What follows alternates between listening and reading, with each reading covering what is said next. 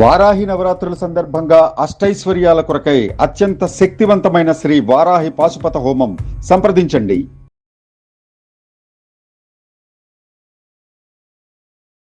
నమస్తే, నేను మీ గాయత్రి. ప్రస్తుతం మనతో పాటు ఉన్నారు ప్రముఖ ఆస్ట్రాలజర్, తంత్రం, యంత్రం, మంత్రం నిపుణులు సురేష్ బాబు గారు. గురుగారితో మాట్లాడదాం. నమస్కారం గురుగారు. జై శ్రీమన్నారాయణ. గురుగారు, రాజకీయాల్లో చాలా ఏండ్లు ఉన్నప్పటికీ కూడా కొంతమందికి సక్సెస్ రాదు, అంత డెవలప్మెంట్ కూడా రాదు. ఎంత నాలెడ్జ్ ఉన్నా కూడా వాళ్ళని కొంతమంది అయితే అసలు కేర్ కూడా చేయరు, సడన్గా డౌన్ఫాల్ చూస్తూ ఉంటారు. మళ్ళీ అలాంటి వాళ్ళకి రాజకీయాల్లో ఎదగాలి, ఎదుగుదల రావాలి అంటే తంత్రం, మంత్రం, యంత్రం ఏదైనా తెలియజేస్తారా? ముఖ్యంగా రాజకీయ వ్యక్తులకి ఏంటంటే శుక్రుడు అధిపతిగా ఉండాలి, లేదా రవి భగవానుడు జాతకంలో ఉచ్చంలో ఉండాలి.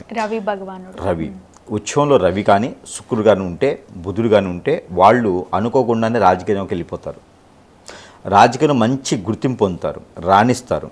అలా లేనప్పుడు రాజకీయంలోకి వెళ్ళాలని ఉంటుంది, 10 మందికి సేవ చేయాలని ఉంటుంది, నేను కూడా ఎదగాలని ఉంటుంది, రాజకీయ రంగంలో బాగా స్థాయికి పీచుకెళ్ళాలని ఉంటుంది.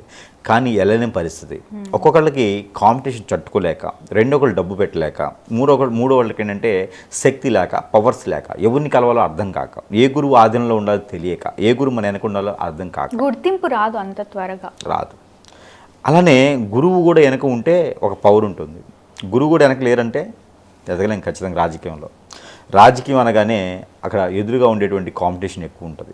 రాజకీయం అనగానే నరదిష్టి, నరఘోష ఎక్కువ ఉంటుంది. ఖచ్చితంగా ఇంకోటి కూడా ఉంటుంది, వారిపైన హిప్నాటిజం, బ్లాక్ మ్యాజిక్, అష్టదిబ్బందన, కాలాజాదు ఎన్నో రకాలు చేపిస్తుంటారు రాజకీయ నాయకులకి ఎక్కువగా చేపించేది ఏంటంటే కాలాజాదు. ఈ క్రేవ్ వల్ల ఎదగలేరు రాజకీయంలో. వాళ్ళకి మాట ఉంటుంది, మంటింపు ఉంటుంది, చదువు ఉంటుంది, నాలెడ్జ్ ఉంటుంది, చేయగలుగుతారు, కెపాసిటీ ఉంటుంది, క్యాపబిలిటీ ఉంటుంది, అన్ని రకాల రంగాల్లో రాణించాలంటే హోప్ ఉంటుంది.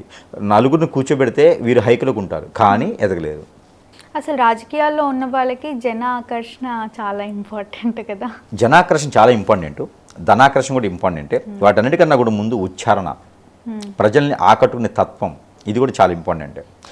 ఒక మనిషి పైన కాలాజాదు అనేటువంటి క్రియ జరిగితే ఆ మనిషి ఎంత స్థాయిలో ఉన్నా సరే, ఎంతటి స్థితిగతుల్లో ఉన్నా సరే ఖచ్చితంగా నేలండిపోతారు, డౌన్ఫాల్, ఎదగలేరు. వాళ్ళకి ఎంతో నాలెడ్జ్ ఉంటుంది. ఇప్పుడు మనకి ఇరు రాష్ట్రాలను చూడండి, అటు ఆంధ్రప్రదేశ్లో కానీ తెలంగాణ రాష్ట్రంలో కానీ రాజకీయ నాయకులు చాలామంది ఉన్నారు, ఎంతో నాలెడ్జికల్ వాళ్ళు ఉన్నారు. కానీ కొంతమంది ఎందుకు పదవుల్లో ఉన్నారు?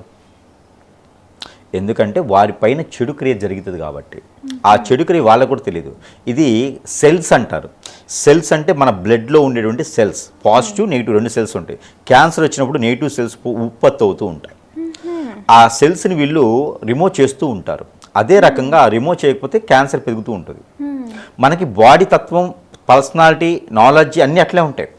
చిన్న చిన్నగా మన లోపల చొలుచు వేస్తూ ఉంటాయి అన్నమాట. ఆ లోపల క్రియ, ఆ కాలాజాదు అనేది లోపల ఒక శక్తిని పంపిస్తారు. ఆ శక్తి ఏమైందంటే లోపల తెలియకుండా పిప్పాడి చేస్తుంది, పిప్పిని చేస్తుంది, మనలో ధైర్యాన్ని కోల్పోటు చేస్తుంది, నెగిటివిటీ ఉంటుంది, ఏ పని అనుకున్న ముందుగా అందరూ దూరం అవుతుంటారు, క్యాబినెట్ అంతా దూరం అవుతుంది ముందుగా. అలా దూరం అయితే వీరు కోల్పడిపోతుంటారు. ఇక పైకి రాలేరు, అందరు మర్చిపోతుంటారు. వీరి దగ్గర నాలెడ్జ్ ఉంది, టాలెంట్ ఉంది, అన్నీ ఉంటాయి. ఇప్పుడు మనకి తెలంగాణ, ఆంధ్రప్రదేశ్లో చాలామంది జరిగింది. ఇది చేయమని చెప్పి నాయకుడు చాలామంది అప్రోచ్ చేయాలి. అయితే ఇక్కడ మనకి ఇప్పుడు విషయం ఏంటంటే, ఇలాగ జరగటం వలన రాజకీయంలో ఎదగలేని పరిస్థితి తత్వం ఉంటుంది. ఇలాంటి వారికి కేవలం ఉపశయనం అయితే దొరుకుతుందండి. పూర్తిగా పోవాలంటే ఖచ్చితంగా తంత్ర గురువుని కలవాల్సిందే. ఇది జరిగింది ఎవరెవరి మీద కూడా తెలుసు. ఇది పోవాలి అంటే ఖచ్చితంగా తంత్ర గురువుని కలవాల్సిందే. వాళ్ళు కూడా జెన్యున్గా చేసే గురువులై ఉండాలి. లేకపోతే ఉపశయనం దొరకడానికి అయితే కనుక ఈ మనకి అప్సర వాణి అని ఉంటుంది. అప్సర వాణి అంటారు. ఈ అప్సర వాణికి సంబంధించినటువంటి కొన్ని బీజ మంత్రాలు ఉంటాయి, కొన్ని రకాల యంత్రాలు ఉంటాయి. అప్సరాకి సంబంధించినటువంటి యంత్రం ఏదైనా సరే ఒకటి గుర్తుపెట్టుకోవాలి, భోజపత్రం పైన లేకుంటే కనుక రాగి రేకు పైన రాస్తేనే పనికొస్తుంది. వేరే ఏ లోహం పైన రాసినా కూడా అప్సర సాధనకు సంబంధించినటువంటి మంత్రాలు 99 కూడా పనికిరావు. ఈ అప్సరవాణి అటువంటి బీజ మంత్రంతో అప్సరవాణి యొక్క యంత్రం ఉంటుంది.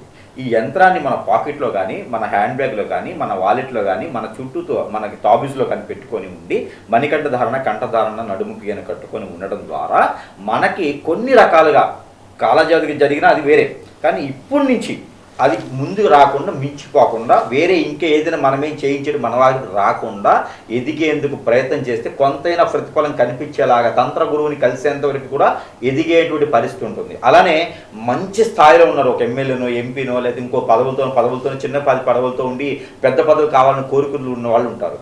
వాళ్ళకైతే మాత్రం ఖచ్చితంగా పనిచేస్తుంది. అంటే చెడు జరిగిన వాళ్ళకే పనిచేస్తుంది అన్నప్పుడు వాళ్ళకి ఇంకెందుకు పనిచేయదు, ఖచ్చితంగా పని. అలానే ఇప్పుడున్నటువంటి రాజకీయ వ్యవస్థలు ఎట్లా ఉందంటే పదవులు ఉన్నవారే కాదు, పదవులు లేని వాళ్ళకే పనిచేస్తుందంటే పదవులు ఉన్న వాళ్ళకి ఇంకొంచెం స్థాయికి తీసుకెళ్తుంది కదా. జనాకర్షణ బాగా ఉంటుంది, పదవుల ఆకర్షణ బాగుంటుంది. అలానే నెలకొల్పుదానికి నిలబడటానికి మనలో తెలియనటువంటి శక్తిని మనకి నింపుతుంది. అలాంటి అప్సరవాణి ఒక సాధన చాలా విశిష్టవంతమైనటువంటి సాధన. రాజకీయ నాయకులుగా వెదగాలన్నా, రాజకీయంలోకి చేరాలన్నా, రాజకీయాల్లో ముందడుగు వేయాలన్నా కూడా శత్రు భయం చాలా ఎక్కువ ఉంటుంది వారికి. అంటే దిగజార్చే తత్వం మన చుట్టూతూనే ఉంటారు. వాళ్ళందరినీ ఎదుర్కొనేలాగా ఇప్పుడున్నటువంటి పెద్ద పెద్ద నాయకులు కావచ్చు, ఇప్పుడున్నటువంటి పెద్ద పెద్ద పదవులు పొందిన వారందరూ కూడా ఈ సాధన చేసేటువంటి విధానం అయితే వారికి ఉంటుంది.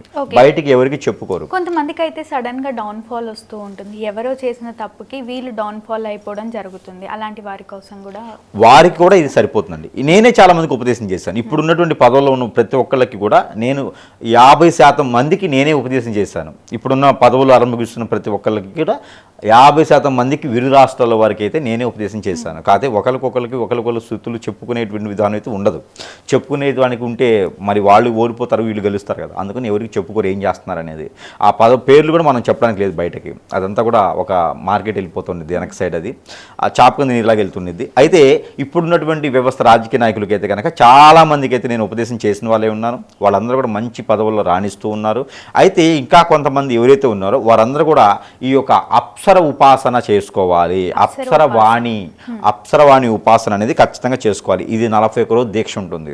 ఈ 41 రోజు చేసుకుంటూ ఈ అప్సరవాణి యొక్క యంత్రం ఉంటుంది. ఈ యంత్రాన్ని భోజపత్రం పైన కానీ నేనే లిఖించిస్తా. భోజపత్రం పైన కానీ రాగి రేఖ పైన కానీ లిఖించి ఇవ్వాలి. లేదు మేము చేసుకుంటామండి అంటే కూడా నేను వారికి మంత్రోపదేశం చేస్తాను, వారికి నేను యంత్రం కూడా ఇవ్వడం జరుగుతూ ఉండిద్ది. దీంతో వారు ఖచ్చితంగా 41 రోజు తర్వాత వారికి కాల్ వస్తుంది, అధిష్టానం నుంచి కాల్ వస్తుంది, మీకు పదవి కన్ఫర్మ్ అని వస్తుంది అనమాట, సీట్ కన్ఫర్మ్ అని వస్తుంది. ఇప్పుడు వచ్చేటువంటి రాజకీయ అంటే నెక్స్ట్ వచ్చే ఎలక్షన్స్లో కూడా ఇప్పటికే చాలామంది అప్రోచ్ అవుతూ ఉన్నారు.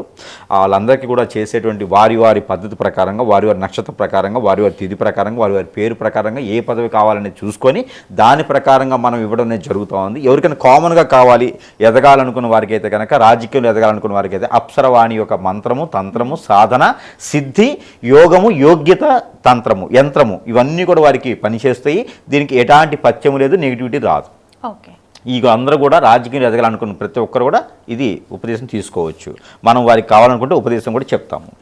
కాల్లో చెప్తారా గురుగారు? మొబైల్ ద్వారా కూడా మనం చెప్పడానికి సిద్ధంగా ఉన్నాం. యంత్రం కానివ్వండి, మంత్రం కానివ్వండి. అది ఎందుకంటే రాజకీయ నాయకులకు సంబంధించింది కదా, అందుకని మనం మాధ్యమంలో చూపించడానికి అవ్వదు. అది ఏంటంటే పెద్ద పెద్ద వారికే ఇచ్చేదానికి ఉంటుంది కాబట్టి అది అందరికి సరిపడింది కాదు కదా, అందరికి అవసరం లేనిది కాబట్టి అది మాధ్యమంలో చూపించే అవసరం లేదు. తప్పకుండా గురుగారు, ధన్యవాదాలు.